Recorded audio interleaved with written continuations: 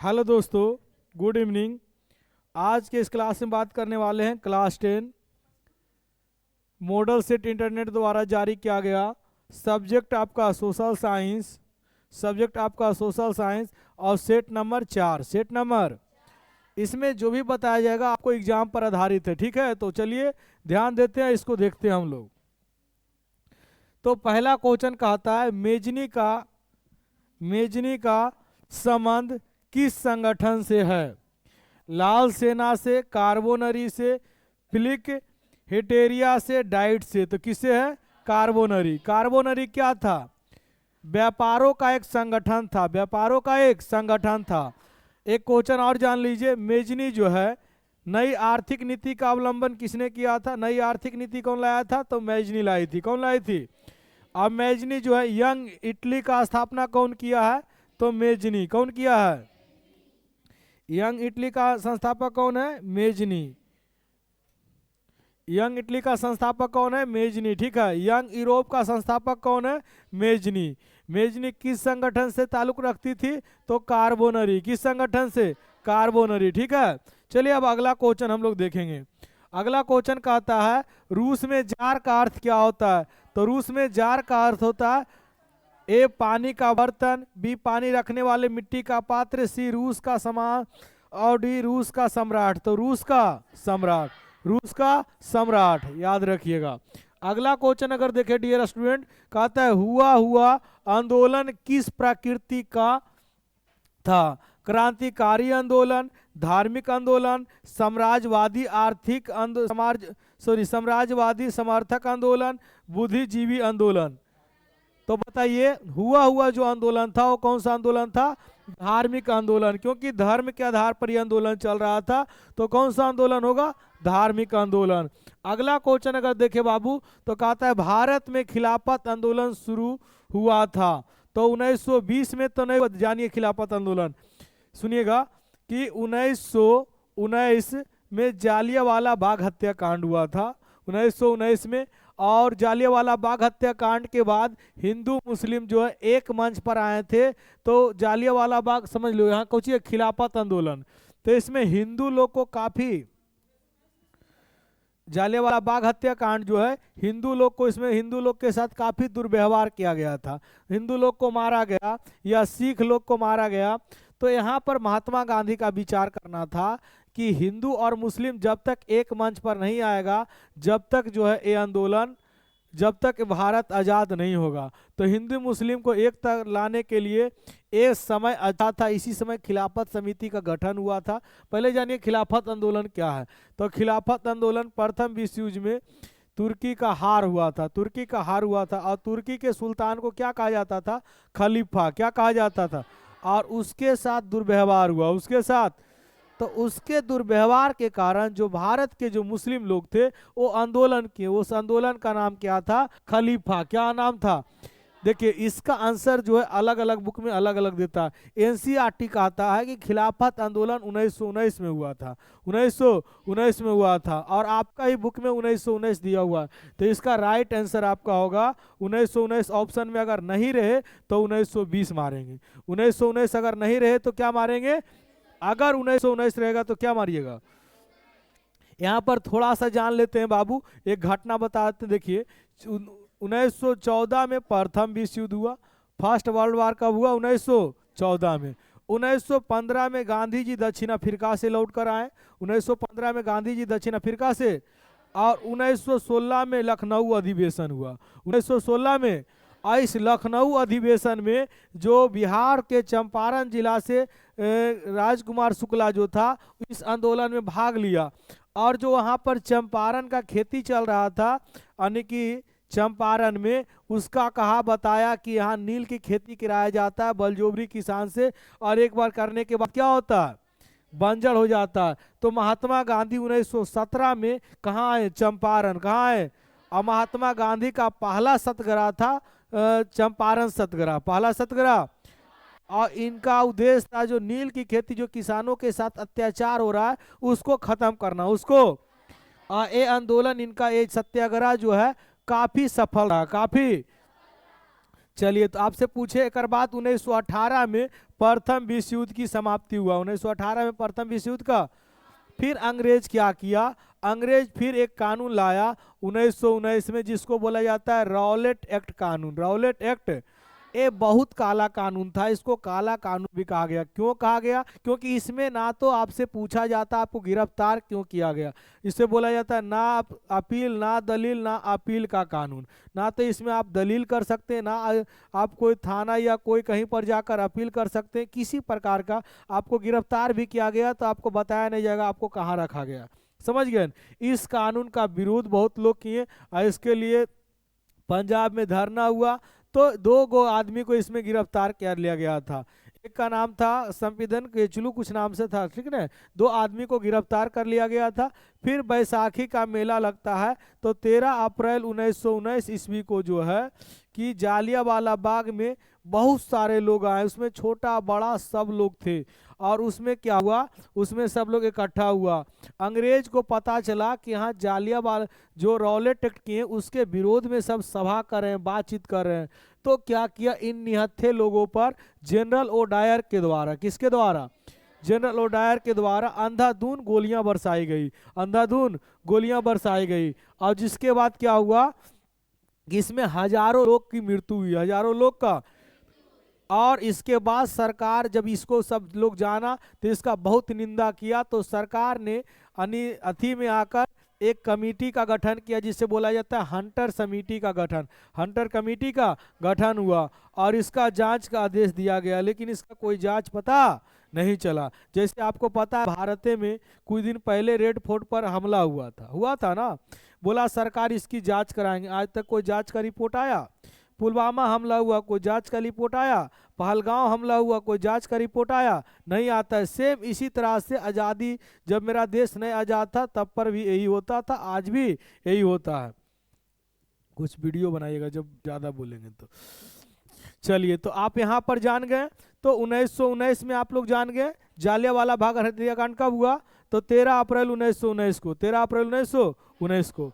अब इसके बाद 1919 में ही तुर्की के सुल्तान खलीफा के साथ दुर्व्यवहार हुआ, जिसके लिए शुरू कौन सा आंदोलन हुआ? खिलाफत आंदोलन। कौन सा? खिलाफत आंदोलन। फिर 1920 में कलकत्ता में एक अधिवेशन हुआ कांग्रेस का। कांग्रेस का कौन सा अधिवेशन? कलकत्ता। इसमें जो है सही सब लोग मिले और सब लोग बोले कि एक आंदोलन करेंगे, उस आंदोलन का नाम रहेगा असहयोग आंदोलन। क्या रहेगा? जब हम अंग्रेज का सहयोग ही नहीं करेंगे तो देश छोड़कर चला जाएगा, देश छोड़कर चला जाएगा, ऐसा सोचा। तो शुरू हुआ 1920 में असहयोग आंदोलन। इसका नेतृत्व कौन किए थे? महात्मा गांधी। कौन किए थे? महात्मा गांधी। याद रखिएगा बाबू। अगला क्वेश्चन, 1917 ईस्वी में भारत में पहला जूट मिल किस शहर में स्थापित हुआ था? कलकत्ता में, दिल्ली में, मुंबई में, पटना में? तो बताइए सबसे ज्यादा जूट उत्पादन कहाँ से होता है? कलकत्ता से। तो स्थापना कहाँ होगा? कलकत्ता में। कहाँ होगा? और एक क्वेश्चन और पूछेगा कि सबसे ज्यादा जो है चावल उत्पादन कहाँ होता है? तो कलकत्ता, पश्चिम बंगाल। कहाँ होता है? सबसे अधिक चावल उत्पादन किस राज्य में होता है? पश्चिम बंगाल। सबसे ज्यादा गेहूं का उत्पादन किस राज्य में होता है? तो यूपी में। कहाँ होता है? सबसे ज्यादा गेहूं का उत्पादन कहाँ होता है? और कॉफी का उत्पादन सबसे अधिक कहाँ होता है? कर्नाटक। कहाँ होता है? का से कॉफी, का से कर्नाटक, का से कर्नाटक। और चाय का उत्पादन सबसे अधिक कहाँ होता है? असम में। कहाँ होता है? चाय का उत्पादन सबसे कहाँ होता है अधिक? याद रहेगा बाबू कि 1917 में जो पहला जूट मिल की स्थापना किया गया था वो कहाँ किया गया था? क्यों? क्योंकि कलकत्ता में सबसे अधिक जूट का उत्पादन होता है। याद रहेगा। अगला क्वेश्चन अगर देखते हैं डियर स्टूडेंट, तो अगला क्वेश्चन कहता है पूंजीपति वर्ग के द्वारा किस वर्ग का शोषण हुआ था? श्रमिक वर्ग का, मध्यम वर्ग का, कृषक वर्ग का, उपयुक्त में से सभी? तो देखिए इसमें जो है जो पूंजीपति वर्ग है वो पूरे का शोषण करता है। आज भी शोषण हो रहा है। आपको पता है ना कि देखिए मजदूर को कम पैसा दिया जा रहा है, उससे काम अधिक लिया जा रहा है। किसान से उसका जब जैसे अभी के समय आपके पास किसान लोग आलू उपजाया कि नहीं उपजाया? अब ये आलू का कीमत अभी हो गया 10 रुपया। कई रुपया हो गया? और जब ये लोग जब व्यापारियों के पास चल जाएगा, जब पूंजीपतियों के पास चल जाएगा, तो इस आलू का कीमत कितना हो जाएगा? 40 रुपया। कितना हो जाएगा? तो 40 रुपया जब हो जाएगा तो बताइए इसमें शोषण हुआ कि नहीं हुआ? इसमें हुआ कि नहीं हुआ? तो इस तरह से किसानों का शोषण होता है, मजदूरों का। अभी जानते हैं देश में वो चल रहा है जोमेटो और जो गीगा बर्गर वर्कर होता है उसका वो क्या किया है? आंदोलन पर है, हड़ताल पर है। किस पर है? हड़ताल पर। क्यों हड़ताल पर है? तो बेचारा 12 से 15 घंटा काम करता है, 7 से 800 रुपया कमाता है, तो इसके लिए वो हड़ताल पर बैठा हुआ है, हड़ताल पर बैठा हुआ है। लेकिन अभी तक इसका कुछ अथी नहीं। वो हड़ताल पर बैठा था 25 दिसंबर को, और फिर कल बैठा था आपको 31 दिसंबर से 1 जनवरी के बीच, कल भी हड़ताल पर ही था। समझ गए ना? तो ये सब हो रहा है दुर्व्यवहार। किसके साथ हो रहा है? तो हम बता सकते हैं आपको, जोमेटो वाला जो ऑनलाइन जैसे आप लोग खरीदते हैं ना, जोमेटो से जो डिलीवरी करने आता है। अब आगे समझते हैं। कहता है प्राचीन काल में किस स्थल मार्ग से एशिया और यूरोप का व्यापार होता था? तो आपको पता है नहीं किस मार्ग से जो है भारत आया था? बताइए। रेशम मार्ग, समुद्री मार्ग को ही बोलते हैं रेशम मार्ग। किस मार्ग से भारत का खोज कौन किया? तो बोलेंगे वास्को डी गामा। कौन किया?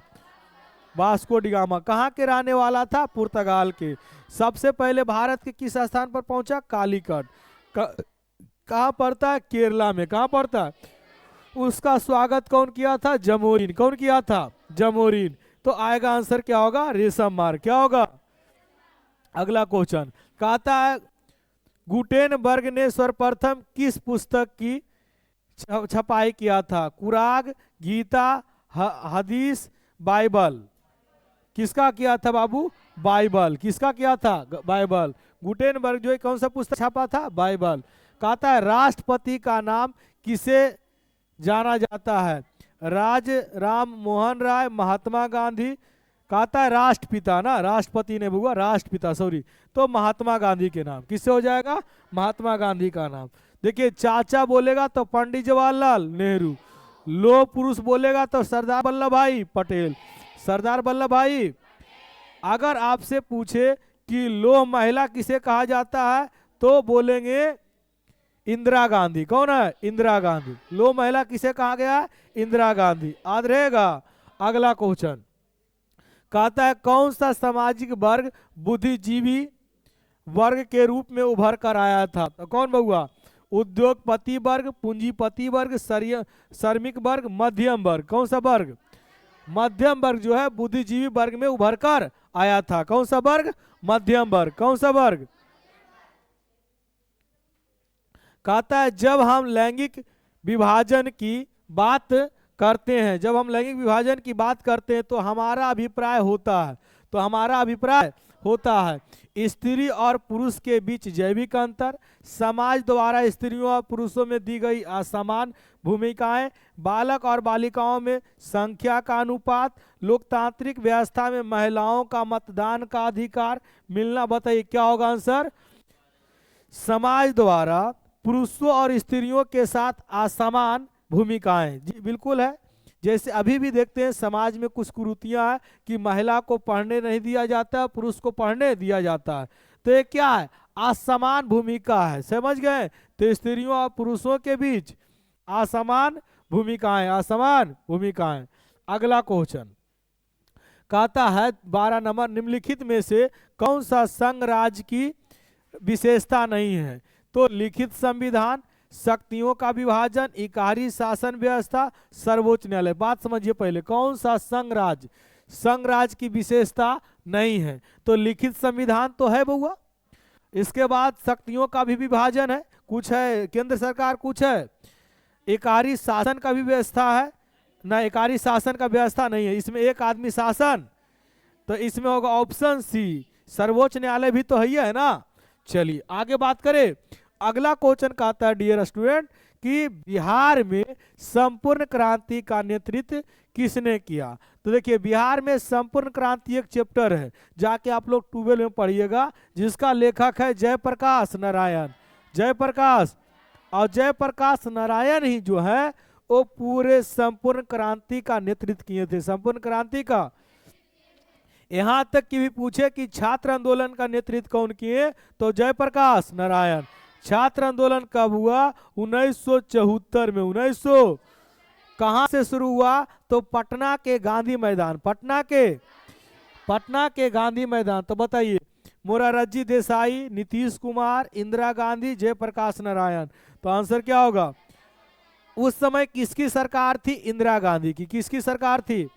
और 1975 में फिर क्या किया कि 1975 में आपातकालीन की घोषणा की गई थी। आपातकालीन की, तो क्वेश्चन आवे 1975 आपातकालीन की घोषणा कब हुआ? 1900।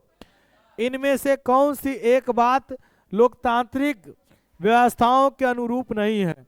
कानून के समक्ष समानता, स्वतंत्रता एवं निष्पक्षता से चुनाव, उत्तरदायी शासन व्यवस्था, बहुसंख्यक शासन। बहुसंख्यक कौचिकार है, कौन सा अनुरूप नहीं है बताइए? तो आपका इसमें जो होगा बहुसंख्यक शासन। बहुसंख्यक शासन का मतलब होता है बहुत सारे शासन। तो हमारे यहाँ बहुत आदमी तो नहीं कर रहा है कि नहीं?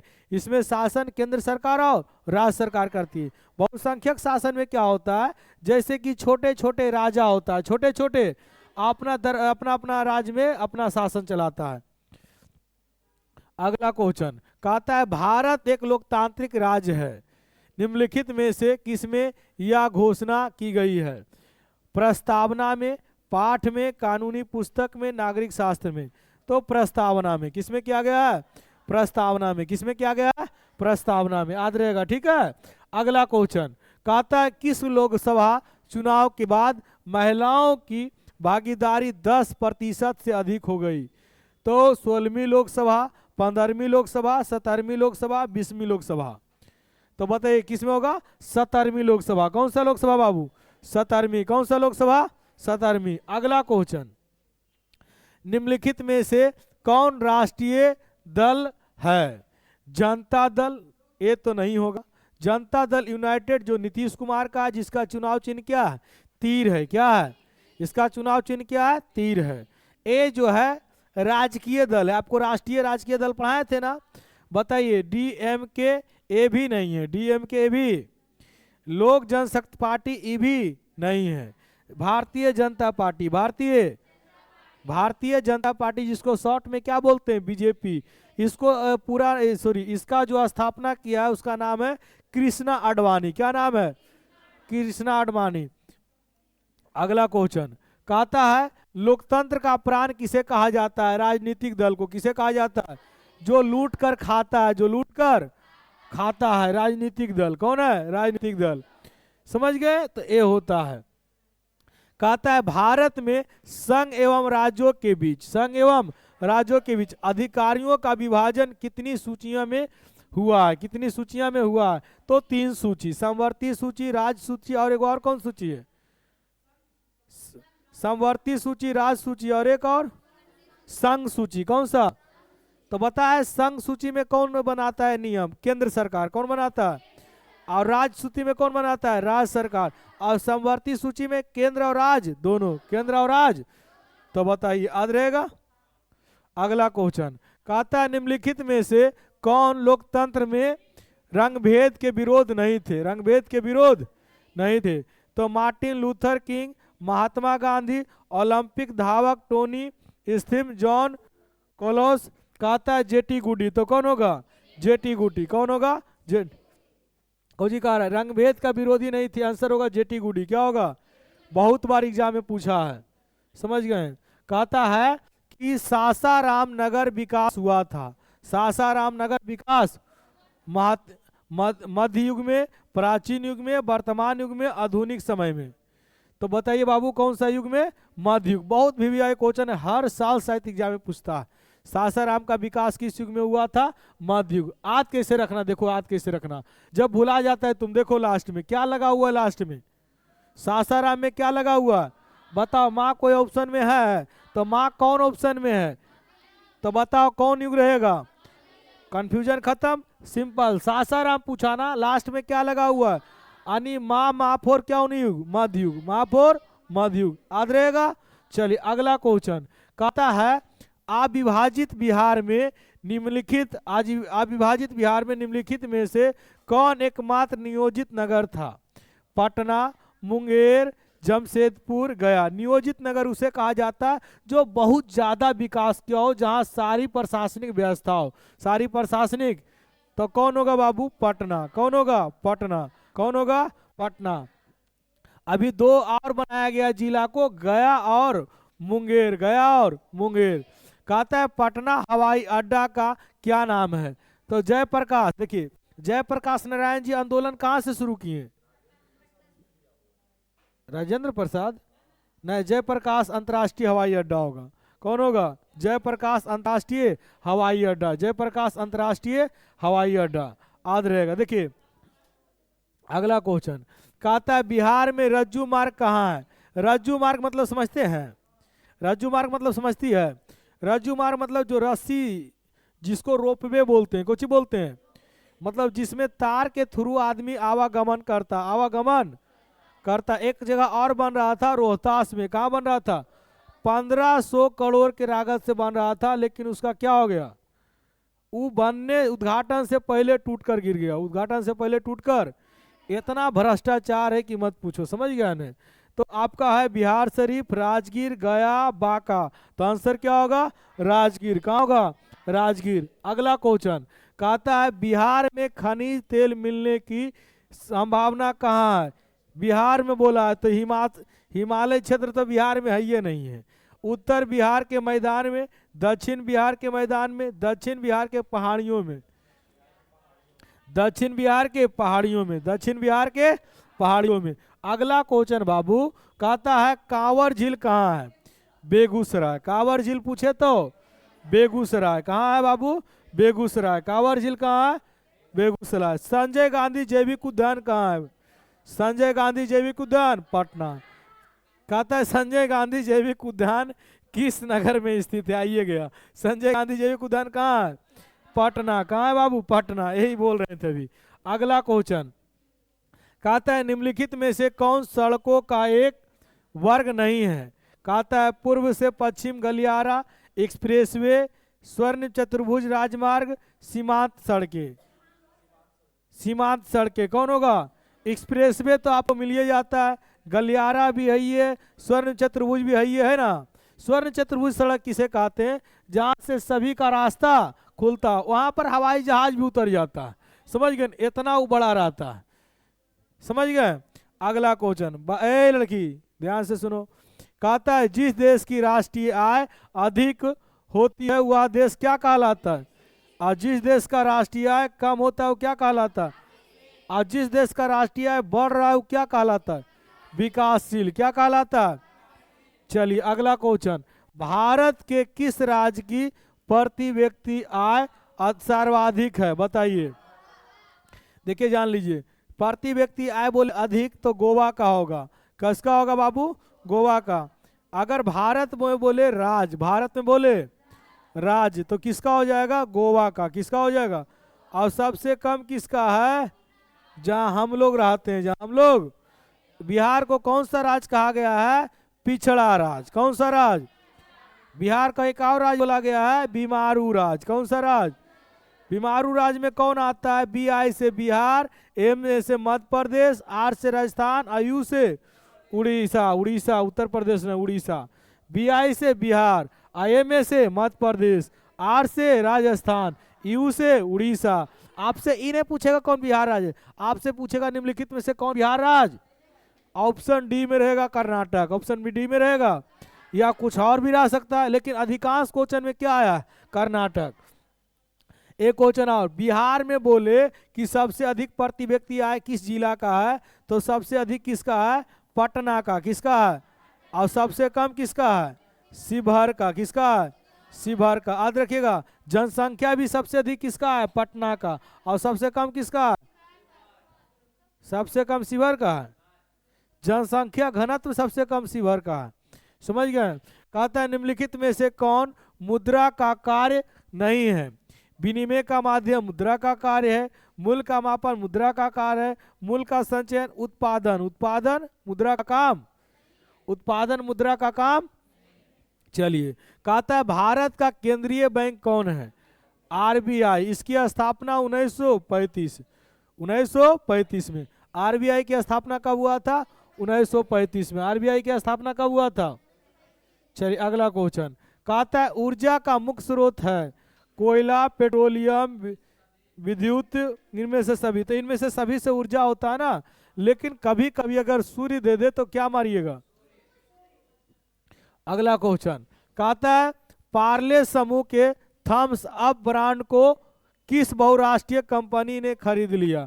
सबसे पहले जानिए बहुराष्ट्रीय कंपनी किसे कहते हैं। बहुराष्ट्रीय कंपनी ऐसा कंपनी जो कई देशों में अपना प्रोडक्ट को क्या करता हो, निर्यात करता हो, उसे हम क्या बोलते हैं, बहुराष्ट्रीय कंपनी। या ऐसा कंपनी जो कई देशों में अपने कंपनी को क्या किया हो, स्थापित किया हो, स्थापित किया हो, उसे हम क्या बोलते हैं, बहुराष्ट्रीय कंपनी। बहुराष्ट्रीय कहता है coca cola, LG, Reebok, Nokia. तो कौन होगा, कोको कोला। ये थम्स अप ब्रांड भी खरीद लिया है, समझ गए ना। अगला क्वेश्चन निम्नलिखित में से किसे बाढ़ से सबसे अधिक हानि होती है। फसलों को, पशुओं को, भवनों को। अबरी बाढ़ में देखा ना बाबू, बिहार के आरा ने पूरा एगो गाँव में डूब गया है। तो बताओ गांव में सभी बर्बाद हुआ, फसल, पशु, भवन सब ने।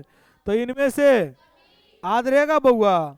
अगला क्वेश्चन कहता है समान संचार व्यवस्था के बाधिता होने का मुख्य कारण क्या है।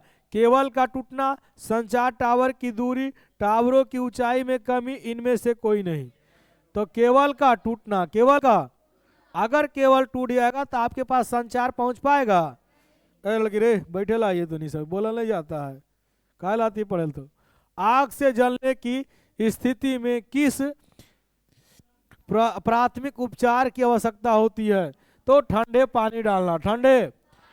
एक मूवी है चाची 440, चाची 440, उसमें कमल हसन जो होता है वो उसको पत्नी छोड़ के चल जाती है, उसको पत्नी छोड़ के, तो वो लड़की बन के और पत्नी के यहाँ काम करता है, लड़की बन के पत्नी के यहाँ। और एक दिन उसका बेटी से बहुत प्रेम करता है, उसका एक बेटी भी रहता है। तो बेटी आग से जल जाती है, उसको लेके ठंडा पानी में कमल हसन कूद जाता है, कमल हसन। तो उसको दम भर गरियाता है उसका पूरा परिवार। तो हॉस्पिटल जब जाती है तो बोलता है इसको कौन पानी में लेके कूदा था। तो बताता है, कहता है इसका तभी तो जान बचा, नहीं तो नहीं बचेगा। समझ गए ना। देखिए हमको जब आग लगता है शरीर में तो इसका लेयर क्या होता है, 3-4 लेयर होता है। अगर एक लेयर जल भी गया तो जरीमन बच सकते हैं। दूसरा लेयर जल जाता है तो जो बड़े बड़ी नसियाँ नस होता है ना, वो क्या हो जाता है, प्रभावित। और वो जब प्रभावित हो जाएगा तो आप ठीक नहीं होइएगा। समझ गए। तो कोई कोई केस में देखते होंगे कि बहुत जला हुआ है लेकिन फिर भी आदमी बच जाता है, लेकिन कोई कोई केस में नहीं बच पाता, यही वजह होता है। तो याद रखना बाबू कौन सा पानी डालना है। एक क्वेश्चन और पूछता है कि बताइए डेंगू मच्छर उत्पन्न होता है किस प्रकार के जल में, साफ जल में। किस जल में, साफ जल में। कहता है भूकंप केंद्र के ऊर्ध्वाधर पृथ्वी पर स्थित केंद्र को क्या कहा जाता है। भूकंप केंद्र, अधिक केंद्र, ऊर्ध्वाधर। देखो एक में धा आ रहा है, धा आ रहा है, तो बताओ कौन केंद्र होगा, अधिक। याद रखना इसमें क्या आ रहा है, ऊर्ध्वाधर में धा क्या आ रहा है। तो इसमें भी देखो भूकंप केंद्र में है, नहीं ना है, तो अधिक केंद्र में। देखिए ऐसे अगर आप याद रखते हैं तो आपको नहीं भी याद रहेगा तो आप टेक्निक से मार सकते हैं कि नहीं, कि सर पढ़ाए थे कौची आ रहा है इसमें धा, और इसमें क्या आ रहा है धा। तो कौन केंद्र होगा, अधिक केंद्र। कौन होगा। अगला क्वेश्चन बिहार का कौन सा क्षेत्र बाढ़ से प्रभावित है। तो जानिए बिहार का जो उत्तरी भाग है वो बाढ़ से प्रभावित है, और बिहार का जो दक्षिणी भाग है वो सुखाड़ से प्रभावित है। किससे प्रभावित है। तो बताओ उत्तरी बिहार, दक्षिणी बिहार, पश्चिमी बिहार, उत्तरी बिहार, बताओ कौन होगा। पहला पूर्वी बिहार था, सॉरी। इसके बाद एक क्वेश्चन आप पूछता है बिहार का शोक किस नदी को कहा जाता है। कोसी नदी को। किस नदी को। कहता है निम्नलिखित में से कौन मानव जनित आपदा है। सांप्रदायिक दंगे, आतंकवाद, महामारी, उपयुक्त में से सभी। उपयुक्त में से सभी, उपयुक्त में से सभी। याद रहेगा ना। अगला क्वेश्चन समझिए सौर ऊर्जा निम्नलिखित में से कौन सा संसाधन है। मानवकृत, पुनः पूर्ति योग। तो सौर ऊर्जा पुनः बन रहा है ना, तो क्या होगा, पुनः पूर्ति योग। इसे एक और नाम से जानते हैं नवीकरणीय संसाधन। क्या जानते हैं, जो पुनः प्राप्त हो जाए उसे कौन सा संसाधन, और जो पुनः प्राप्त नहीं हो उसे कौन सा संसाधन, अनवीकरणीय। कौन सा संसाधन। अगला क्वेश्चन कहता है तट रेखा से कितने किलोमीटर क्षेत्र की सीमा अपवार्जक आर्थिक क्षेत्र कहलाता है। तो आपको पढ़ाया गया था कि अगर कोई समुद्र मार्ग है या कोई भी क्षेत्र है और अगर तट रेखा देखा जाए तो 200 किलोमीटर तक वो कहलाता है अपमार्जक क्षेत्र। क्या कहलाता है? अपमार्जक क्षेत्र। क्या कहलाता है? चलिए अगला क्वेश्चन कहता है देश के बांध को किसने कहा भारत का मंदिर? किसने कहा? पंडित जवाहरलाल नेहरू। पंडित जवाहरलाल नेहरू। पंडित जवाहरलाल नेहरू। देश के बांध को किसने कहा? सॉरी, देश के बांध को किसने कहा मंदिर? तो पंडित जवाहरलाल नेहरू। पंडित जवाहरलाल। याद रहेगा। चाचा किसे कहते हैं? राष्ट्रपिता किसे कहते हैं? नेताजी किसे कहते हैं? सुभाष चंद्र बोस। सुभाष चंद्र। कहते हैं कुल जल के कितना प्रतिशत महासागरों में निहित है? तो 96 की 95? 96.6%। 96 पॉइंट। सोचिए इतना पानी जो है कहाँ है बाबू? महासागर। कहाँ है? अगला क्वेश्चन, भारत का सबसे बड़ा जूट उत्पादक राज्य कौन है? शुरू में पढ़ाए थे, बताओ। पश्चिम बंगाल। कौन है? शुरू में बताए थे कि जूट जो है सबसे पहला 1917 में स्थापित किया गया था कलकत्ता में। कहाँ किया गया था? कलकत्ता। कहाँ है? पश्चिम बंगाल। वहाँ सबसे ज्यादा किसका उत्पादन होता है? और कौन सा क्षेत्र में? तो डेल्टा क्षेत्र में। कौन सा क्षेत्र में? डेल्टा क्षेत्र में सबसे ज्यादा किसका उत्पादन होता है? जूट की। अब बोलेगा बताओ कि कॉफी का उत्पादन में सबसे आगे कौन है? कर्नाटक। बोलेगा चाय के उत्पादन में सबसे आगे कौन है? चावल के उत्पादन में कौन है? पश्चिम बंगाल। कौन है? कौन है? अगला क्वेश्चन कहता है निम्नलिखित में से खरीफ फसल है? सबसे पहले जान लीजिए खरीफ फसल। सबसे पहले जान लीजिए खरीफ फसल को लगाया जाता है वर्षा के मौसम में। कौन सा ऋतु में? कौन सा ऋतु में? वर्षा ऋतु में। अब वर्षा ऋतु में बताओ तुम गेहूं रोप सकता है? सब सड़ जाएगा, है कि नहीं है? तो गेहूं होगा। अब देखिए जो शीत ऋतु में बोया जाता है उसे रबी फसल कहते हैं। क्या कहते हैं? शीत ऋतु में जो बोया जाता है उसे क्या कहते हैं? ये सब का वीडियो बनाइए, समझ गए? शीत ऋतु में जो बोया जाता है उसे क्या कहते हैं? रबी फसल। क्या कहते हैं? चार्ज नहीं हुआ मोबाइल जी मेरा, देखिए तो। शीत ऋतु में कौन सा फसल? रबी फसल। कौन सा फसल? सीधा करके रबी फसल। देखिए समझिए आप फिर से। देखिए आपसे पूछे खरीफ फसल, तो खरीफ फसल किस ऋतु में बोया जाता है बाबू? तो बोलेंगे वर्षा ऋतु में। कौन सा ऋतु में? वर्षा ऋतु में। तो वर्षा ऋतु में कौन कौन सा फसल बोते हैं? तो बताइए। पहले धान, और क्या होता है? मक्का। क्या होता है? और क्या होता है? सोयाबीन भी होता है। सोयाबीन नहीं होता है जी। कपास। क्या होता है? कपास। और बाजरा। और क्या होता है? बाजरा। क्या होता है? तो ये सब जो है, और मूंगफली भी लगाते हैं। क्या लगाते हैं? मूंगफली। ये सब कौन सा फसल है? ये सब कौन सा फसल है? खरीफ फसल। कौन सा फसल? अब दूसरा आते हैं रबी फसल। क्या आते हैं? रबी फसल। रबी फसल इसे शीत ऋतु शीत ऋतु में लगाया जाता है। किस ऋतु में? कौन सा ऋतु? शीत ऋतु। कौन सा ऋतु में? अब बताइए शीत ऋतु में कौची लगाते हैं? अभी कौची लग रहा था? गेहूं। और क्या लगता है? सरसों। और क्या लगता है? और चना। चना। और क्या लगेगा? मटर। चना, मटर, मसूर। ये सब कौन सा होगा? रबी फसल। कौन सा? एक होता है जायद फसल। क्या होता है? जायद फसल में आपका क्या क्या आता है? वे फसल जो ग्रीष्म ऋतु में, इसको कौन सा ऋतु में लगाते हैं? ग्रीष्म ऋतु में। ककड़ी। कौची हो जाएगा? ककड़ी। और क्या हो जाएगा? खीरा। और क्या हो जाएगा? तारबूज। और क्या हो जाएगा? मूंग। क्या हो जाएगा? ये सब कौन सा फसल है? अब आपसे कोई फसल बोले तो बता सकते हैं? कौची बोलिए, कोई दिक्कत है? तो आप बता देंगे, आपको सारा पढ़ा दिए, समझ गए ना? देखिए ऐसे पढ़ना रहता है तो आपको सब याद रहेगा। एगो बोला तो सबको याद कर लेंगे, समझ गए? अब इसमें बताइए, आप लोग खुद बताइए, गेहूं कौन सा फसल है? बताइए। सरसों कौन सा फसल है? मटर कौन सा फसल है? बताओ। चावल कौन सा फसल है? सब याद हो गया ना? चलिए अगला क्वेश्चन देखते हैं बाबू। कहता है पक्की सड़कों की लंबाई की दृष्टि से प्रथम स्थान पर कौन सा राज्य है? बिहार, बताओ बिहार उतना विकसित है? पहले बिहार छाड़ दो, केरला बहुत सारा क्या है, पहाड़ी राज्य है, क्या है? तो ये भी नहीं होगा। सबसे ज्यादा लोग कहाँ रहते हैं? महाराष्ट्र में। तो महाराष्ट्र जो है सबसे, अगर दिल्ली रहता तो दिल्ली भी होता, लेकिन होगा कौची?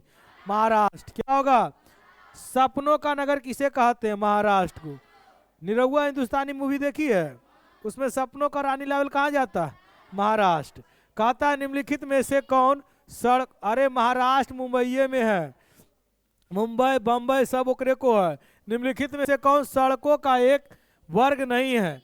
पूर्वी पश्चिम गलियारा, ये तो फिर पहले भी पढ़े थे ना, सीमांत सड़कें। कौन होगा? सीमांत सड़कें। जो सीमा से सटे सड़क होता है उसे हम क्या बोलते हैं? सीमांत सड़कें। कहता है पूर्व मध्य रेलवे का मुख्यालय कहाँ है? देखिए आज कैसे रखेंगे, ए हाला नहीं, आज कैसे रखेंगे? मध्य, पूर्व मध्य रेलवे को, बहुत इसमें कंफ्यूजन होता है ना, तो समझिएगा। वाह किगरा में आता है? वाह किस में आता है बताओ तुम लोग? यारा ला वाह, हाँ है कि नहीं है? बात समझो, यारा ला वाह, वाह के बाद क्या आता है? अरे वाह में यानी यारा ला में ही आता है ना। तो याद रखना, पूर्व मध्य बोला ना, पूर्व मध्य बोला तो हाजीपुर क्या होगा? कैसे याद रखेंगे? तो बताइए, वाह के बाद क्या आता है? अरे अनितलाबी सा मुधानी सा हा आता है ना, उतना देखो कैसू समझ के याद करना है हमको। तो वाह के बाद हा, यानी कौन होगा? हाजीपुर। कौन होगा?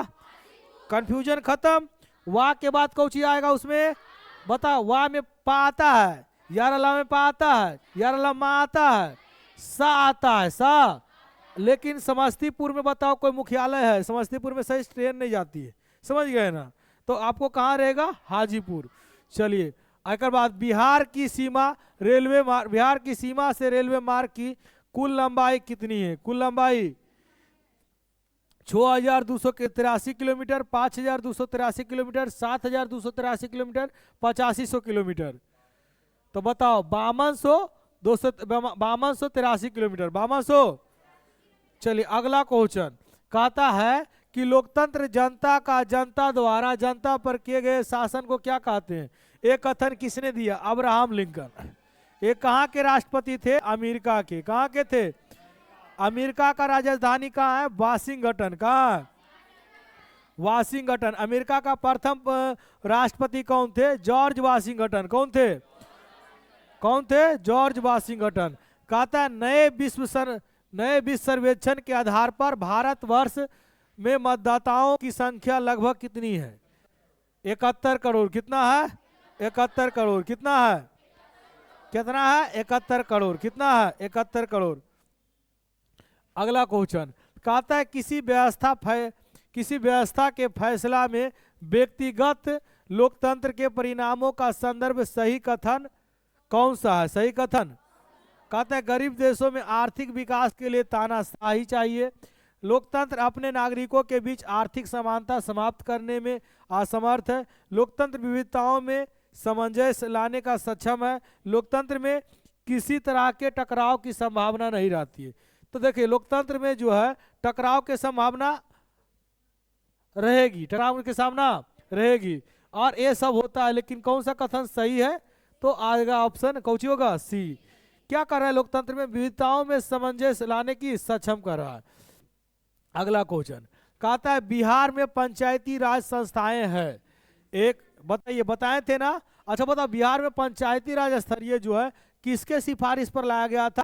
बलवंत राय मेहता। बलवंत राय अब कहां से शुरू हुआ था? नहीं दिखेगा। बलवंत राय मेहता। और बताइएगा कहां से शुरू हुआ था? राजस्थान से। कहां से? सूचना अधिकार अधिनियम कब पारित हुआ? 2005। 2000। ये भी कहां से शुरू हुआ था? राजस्थान से। कहां शुरू हुआ था? ताड़ी विरोधी आंदोलन कहां से शुरू हुआ? आंध्र प्रदेश। कहां से? आंध्र प्रदेश। ताड़ी विरोधी आंदोलन आंध्र प्रदेश। कहता है बिहार में संपूर्ण क्रांति का नेतृत्व निम्नलिखित में से किसने किया? पहले ही पढ़ाए थे, बताइए कौन थे? जयप्रकाश नारायण। क्वेश्चन बोलेगा बिहार का लोक नायक किसे कहा जाता है? जयप्रकाश। छात्र आंदोलन का नेतृत्व कौन किए? जयप्रकाश। छात्र आंदोलन कब हुआ? 1974। भारत में आपातकालीन की घोषणा कब हुआ? 1975। 1900। उस समय किसकी सरकार थी? इंदिरा गांधी की। किसकी थी? कहते भारत में 1977 में हुए आम चुनाव में किस पार्टी का बहुमत मिला था? तो कांग्रेस के तो मिलेगा नहीं, कांग्रेस को। बताओ कौन सा पार्टी था? जनता पार्टी। इसका गठन कौन किए? जनता पार्टी का गठन कौन किए? जयप्रकाश नारायण। जयप्रकाश नारायण। सरकार बना था मोरारजी देसाई का, समझ गया ने? जनता पार्टी का जो नेतृत्व करता थे वो कौन थे? जयप्रकाश नारायण। कहता है निम्नलिखित में से कौन भारतीय किसान यूनियन का प्रमुख नेता है? महेंद्र सिंह टिकैत। महेंद्र सिंह टिकैत। बताइए कौन ऑप्शन है? सी। कौन होगा? महेंद्र सिंह टिकैत। महेंद्र सिंह। अगला क्वेश्चन कहता है कि ताड़ी विरोधी आंदोलन निम्नलिखित में से किस प्रांत से शुरू हुआ? प्रांत मतलब क्या होता है? राज्य। क्या होता है? बताओ कहां से शुरू हुआ था? पढ़ाए थे।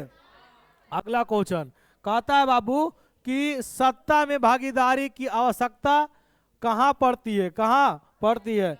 क्षेत्र, भाषा, जाति के आधार पर बांटे समाज में, क्षेत्रीय विभाजन वाले बड़े राज्य में, प्रत्येक लोकतांत्रिक राज्य में, उपयुक्त में से तीनों।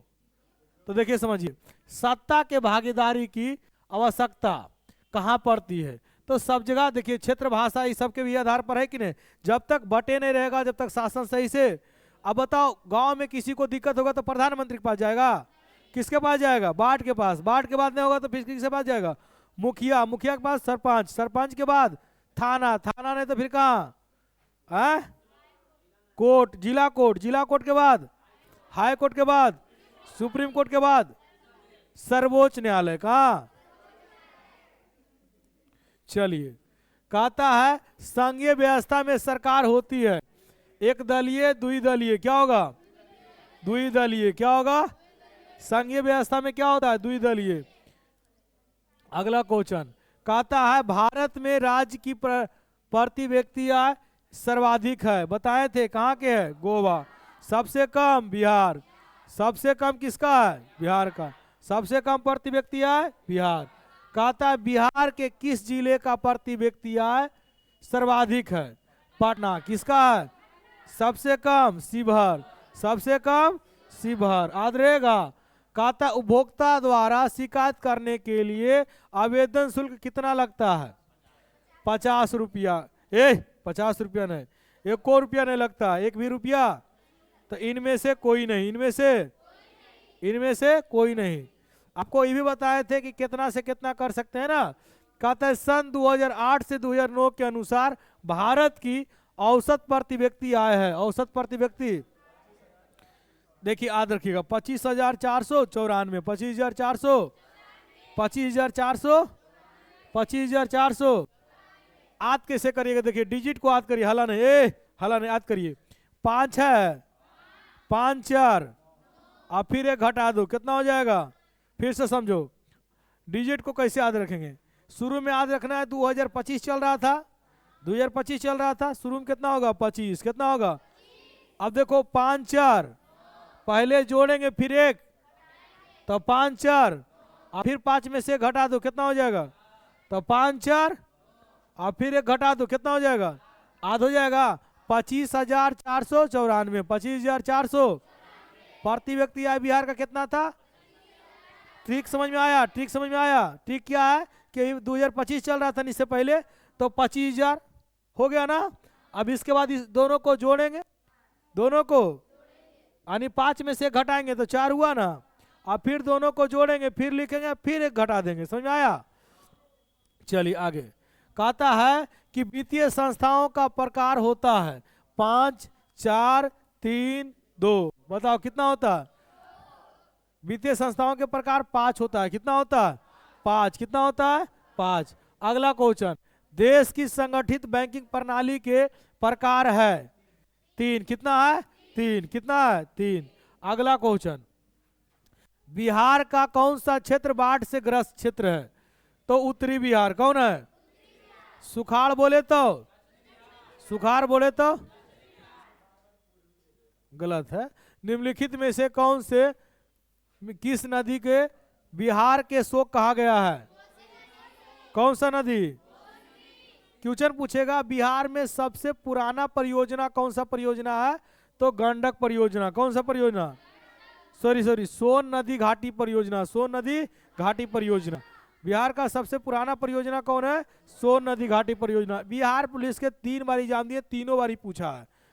कहता है महासागर के तली पर होने वाले कंपन को किस नाम से जानते हैं। महासागर में पूछे तो कुछ होगा सुनामी, लेकिन धरती पर बोले, धरातल पर कंपन, भूकंप, क्या होगा, धरातल पर बोले तो, महासागर में बोले तो बताइए इसमें क्या होगा, सुनामी। क्या होगा। अगला क्वेश्चन कहता है मानव शरीर में आग से जलने की स्थिति में जले हुए स्थान पर प्राथमिक उपचार क्या करना चाहिए, ठंडा पानी डालना चाहिए। अगला क्वेश्चन कला इटली एवं जर्मनी के एकीकरण के विरुद्ध निम्न में से कौन था। देखो इटली और जर्मनी का जो विरोध कर रहा था वो कौन था, ऑस्ट्रिया। कौन था, ऑस्ट्रिया। ऑप्शन क्वेश्चन आएगा औद्योगिक क्रांति का शुरुआत कहां से हुआ था, कहां से हुआ था, इंग्लैंड से। औद्योगिक क्रांति का शुरुआत चीन का। कागज का खोज कौन किया, चीन। कागज का खोज इस सब क्वेश्चन एग्जाम में पूछता है। कहता है काउंट कबूर को विक्टर इमैनुअल किस पद पर नियुक्त हुआ था, तो प्रधानमंत्री। किस पद पर। एक क्वेश्चन और पूछता है गैरिबाल्डी पेशे क्या था, नाविक। क्या था, नाविक। गैरिबाल्डी पेशे क्या था, नाविक। अगला क्वेश्चन एक और पूछता है रक्त एवं लौह नीति का अवलंबन किसने किया था, बिस्मार्क। कौन किया था, बिस्मार्क। कहता है रूस में जार का अर्थ क्या होता है, रूस का सम्राट। रूस में जार का अर्थ क्या होता है, रूस का। कार्ल मार्क्स का जन्म कहाँ हुआ, जर्मनी में। कहाँ हुआ, जर्मनी में। कहाँ हुआ बाबू, कार्ल मार्क्स का जन्म मतलब जर्मनी, जन्म मतलब। वल्लभ भाई पटेल को सरदार की उपाधि किस आंदोलन में मिला, बरदोली आंदोलन। कौन सा आंदोलन, बरदोली आंदोलन। इस चंपारण आंदोलन में क्या करे लाएंगे, तो आंसर होगा बरदोली आंदोलन। कौन सा आंदोलन, बरदोली आंदोलन। कौन सा आंदोलन, जो वल्लभ भाई पटेल को सरदार की उपाधि मिला था, बरदोली आंदोलन। कौन दी थी, वहां के महिलाएं। अगला क्वेश्चन रंपा विद्रोह कब हुआ था, 1916 की 1918, 1918 दे रहा आंसर, 1916 होगा। रंपा विद्रोह कब हुआ, 1916 में। रंपा विद्रोह 1916, रंपा विद्रोह 1900।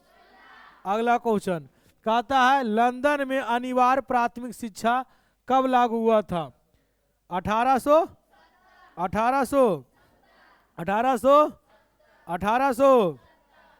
चलिए अगला क्वेश्चन ब्रिटेन वुड्स सम्मेलन किस वर्ष हुआ था, 1944। बताइए राष्ट्रीय विकास परिषद का गठन कब हुआ था, 1952। 1900। भारत आजाद कब हुआ था, 1947। 1900। भारत छोड़ो आंदोलन कब शुरू हुआ था, 1942। 1942। कहता है रूसो कहाँ का दार्शनिक था, फ्रांस का। कहाँ के था, देखो बउआ, रूसो और फ्रांसो। अगला क्वेश्चन कहता है मेजनी का संबंध किस संगठन से था, कार्बोनरी। किस संगठन से था, कार्बोनरी। किस संगठन से। अगला क्वेश्चन यंग इटली का स्थापना कौन किया, कब किया, 1831। 1800। यंग यूरोप की स्थापना कब हुआ, 1834। 1800। नई आर्थिक नीति किसने अपनाया था, मेजनी ने। किसने अपनाया था।